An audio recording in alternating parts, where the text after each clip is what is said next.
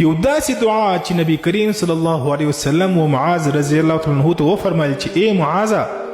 زه تا ته نصیحت کوم د دې یوې دعا ده پکار دی چې د هر لمانځه بعد ته دا دعا ووایې د هر لمانځه بعد به دا دعا وایي څوک وایي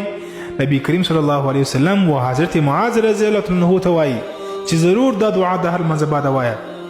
او د دې دعا دومره زیاته ګټه ده که غواړي چې یو انسان هغه د لمانځه پایبند ځان جوړ کړي یعنی د لمانځه شوق دې په زړه کې پیدا سي د جماعت شوق دې په زړه کې پیدا سي هغه دا دعا ډېره زیاته وایي هغه دعا زه به تاسو ته پر سکرین باندې هم ولیکم اللهم اعني على ذكرك وشكرك وحسن عبادتك د دې دعا په برکت سره به ان شاء الله العزیز تاسو په زړه کې به د لمانځه شوق پیدا سي هغه کسان چې هغه وایي چې زړه مې لمانځه ته نه غواړي زړه مې نه غواړي چې جومات ته دې لاړ سمه نو چې کله دا دعا دی زیاته ووایي کم از کم په ورځ کې 100 وارې